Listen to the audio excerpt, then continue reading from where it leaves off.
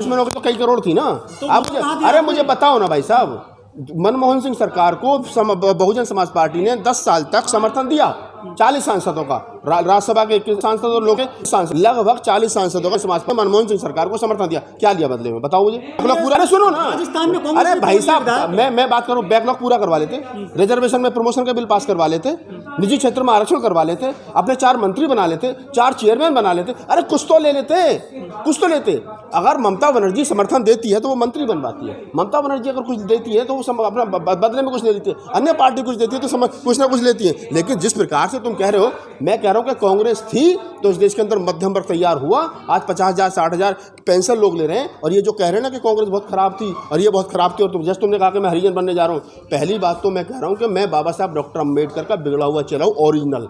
और हमारे जैसे 2022 में आप काशीराम जी की बात करते थे, तो काशीराम की तब भी कर रहा हूं। मैंने कब कहा अरे भाई साहब, आप बड़े आप पत्र कांग्रेस का प्राथमिक मेंबर भी नहीं हूं। मैं अभी तक कांग्रेस पार्टी का प्राथमिक में नहीं हूं। लेकिन आपने कहा कि चुनाव लड़ूंगा, तो मैंने कहा कि बीजेपी को छोड़ कोई भी राजनीतिक दल अगर ये कहते हैं कि राहुल नागपाल जी आप आइए, हम आपको बेलसा लोकसभा क्षेत्र से चुनाव लड़ाएंगे, तो मैं निश्चित रूप दूंगा। क्योंकि मुझे है मेरे लोगों को, रतनलाल जैसे लोगों को, लक्ष्मण यादव जैसे लोगों को, रीतू सिंह लोगों को, दलित मंडल जैसे लोगों को, तमाम वो लोग जो क्या नाम है समता प्रेमी है, जो संविधान प्रेमी है, लोकतंत्र प्रेमी है, उनको लोकसभा राज्यसभा में जाना चाहिए और इस देश की जमहूरियत को बचाना चाहिए। और वो पार्टी चाहे बहुजन समाज पार्टी हो, चाहे समाजवादी पार्टी हो, चाहे कांग्रेस हो, चाहे आम आदमी पार्टी हो, चाहे खास आदमी पार्टी हो, चाहे चाचा की पार्टी हो, चाहे भतीजी पार्टी हो, बीजेपी आरएसएस की टीम के अलावा जो भी पार्टी हो जो आज की तारीख में लोकतंत्र को बचाने की बात करे, उससे जीत करके जाना चाहिए। 2022 में बसपा के मंच पर थे आप तो? बिल्कुल था। अगर कल को बसपा फिर बुलाएगी तो फिर नहीं जाऊंगा क्या मैं?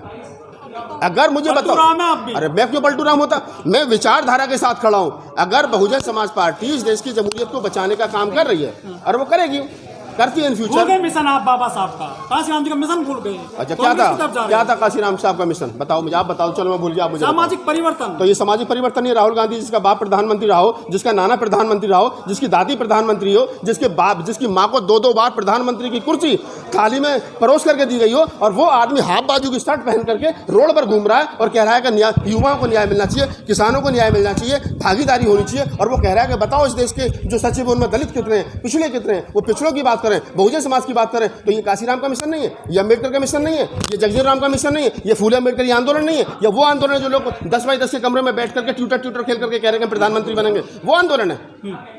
लोकतंत्र बचाने के लिए लड़ना पड़ता है। मैं राहुल गांधी का इसलिए इज्जत करता हूं कि उनके घर में 4-4 5-5 प्रधानमंत्री रहे, वो आज भी उनके 3-3 4-4 राज्यों में सरकार चल रही है। उसके बावजूद भी राहुल गांधी रोड पर इस देश के संविधान को, लोकतंत्र को बचाने के लिए लड़ रहे हैं। और जो लोग घरों में बैठ करके ट्यूटर खेल रहे हैं और राहुल गांधी पर कमेंट्स पास कर रहे हैं, उनको चाहिए कि वो घर से बाहर निकले और काशीराम को, विरासत को, बाबा साहब डॉक्टर अम्बेडकर के सपने को बचाने के लिए रोड पर आए। वो तो बताएंगे, वक्त बताएगा ना कौन कितना लड़ रहा है, वो वक्त बताएगा। और जो मैं यही कह रहा हूँ, दिक्कत क्या है बीएसपी से आपको? जो आप कोई दिक्कत नहीं, कोई दिक्कत नहीं। मैं क्या विरोध में बोल रहा हूँ? बहन जी का मिशन भूल गया? नहीं, बहन जी का मिशन क्या था बताओ मुझे, क्या मिशन था? मान्यवर साहब कांशीराम जब तक थे, चुनाव से पहले बड़ी बड़ी रैलियां होती थी देश के अंदर। 10-10 15-15 लाख लोगों को बुला करके 10-10 15-15 रैलियां होती थी, जिले लेवल पर रैलियां, विधानसभा पर मीटिंग, मंडल पर रैलियां होती थी। माहौल बनाया जाता था। लोगों एक लोकसभा में, एक विधानसभा में 10-10 कैंडिडेट होते थे। जो बेहतर कैंडिडेट होता था उसको टिकट दिया जाता था, मेहनत की जाती थी, चुनाव जिता करके लाया जाता था। और आज अगर बसपा वो काम नहीं कर रही है, सिर्फ ट्यूटर खेल रही है, और मेरे जैसे लोग, रतनलाल जैसे लोग, तमाम लोग, सुनिए ना, अरे सुन लो, बहन जी के ट्यूटर से रुक जाओ, बहन जी की ज्यादा वकील मत बनो आप। मैं ये कह रहा हूँ, जितने मैं उस परिवार से आता हूँ जिसने बहन कुमारी मायावती को बुलंदशहर का लोकसभा चुनाव लड़ा था। मेरे फादर कार्यालय सचिव हुआ करते थे। मेरे फादर को बसपा के चलते गोली लगी, उस मुकदमे को लड़, मेरे फादर की हत्या हुई, उस मुकदमे को लड़ने में 10 बीघा जमीन बिकी। हम उस परिवार के लोग हैं। और अगर बसपा गलत करेगी तो हम नहीं बोलेंगे तो कौन बोलेगा भाई? आदमी बताओ, बहन जी करे नहीं, सुनिए बताए, अगर वर्तमान समय में भारतीय जनता पार्टी 25-30 राजनीतिक दल, अरे सुन जाओ ना, अभी कल तुम्हें पता, कल मैं जिंदा रहूं ना रहूं, हो सकता नहीं, हो सकता है कल तुम जिंदा ही नहीं रहो। सवाल पूछो, कल पे क्यों जा रहे हो? आज की बात करो ना, और जो पीछे गुजर गया उसकी बात। विचारधारा भूल गए? विचारधारा कहाँ भूल गए भाई? बताओ मेरी विचारधारा में कहाँ गड़बड़ है? अगर इस देश के अंदर बाबा साहब डॉक्टर अम्बेडकर लॉ मिनिस्टर रहे, बाबा साहब डॉक्टर अम्बेडकर 2 बार राज्यसभा सांसद रहे, तो किसने बनाए? बसपा ने बनाए। जवाब है तुम्हें? बाबा साहब डॉक्टर अम्बेडकर अगर संविधान सभा के मेंबर बने तो किसने बनाए? बसपा ने बनाए या बीजेपी ने बनाए? किसने बनाए? अरे मैं वो अरे वो छोड़ो, किसने हराया था? मैं जो कह रहा हूं उसका जवाब दो ना पहले तुम।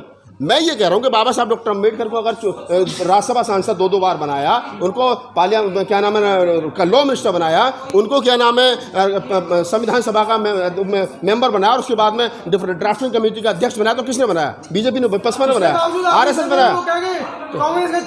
कब कही है? कौन से भाषण में कही? कौन से भाषण में कही? कहाँ कही? कौन सी किताब में लिख रहा है? कौन सी किताब में लिख रहा है? कब कहा है?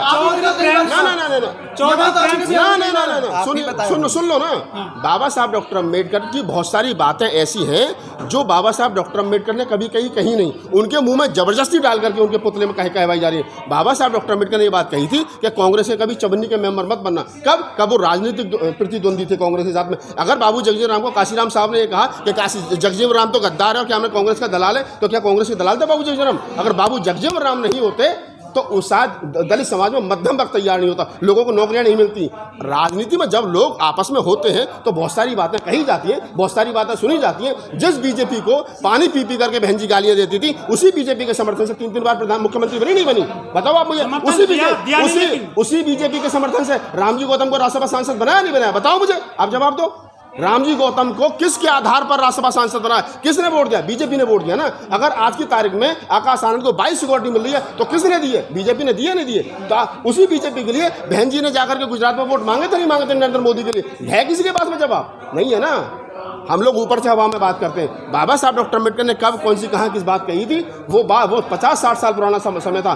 वर्तमान समय में मैं ये कह रहा हूँ कि हमें चुनाव 2 उसमें हो रहा है, लाइन में हो रहा है। एक वो लोग हैं जो मोदी जी को लाना चाहते हैं और एक वो लोग हैं जो मोदी जी को हटाना चाहते हैं। 2 ही पक्ष हैं और हम लोग मोदी जी को हटाने वाले लोगों में हैं, क्योंकि इस मनुवादी सरकार में, इस आरएसएस बीजेपी की डबल इंजन की सरकार में मुझे पता है जिसके SC ST OBC माइनॉरिटी का, और उसमें भी खासतौर से चमार जाटा भंगी और मुसलमानों का सबसे ज़्यादा शोषण अत्याचार हो रहा है। और उनके निशाने पर कहीं ना कहीं हमारी नौकरियां हैं, हमारे बच्चे हैं, हमारा फ्यूचर उन्हें दाव पे लगा हुआ, संविधान दाव पे लगा हुआ, और हम यही बचाने के लिए लड़ाई लड़ रहे हैं। मैं तो कह रहा हूं ना, बहन जी गठबंधन से चुनाव लड़ती, आप बहन जी की वकालत करो। मैं तो कह रहा हूं बहन जी 545 सीटों पर, 500 प्लस सीटों पर चुनाव लड़ रही है लोकसभा का।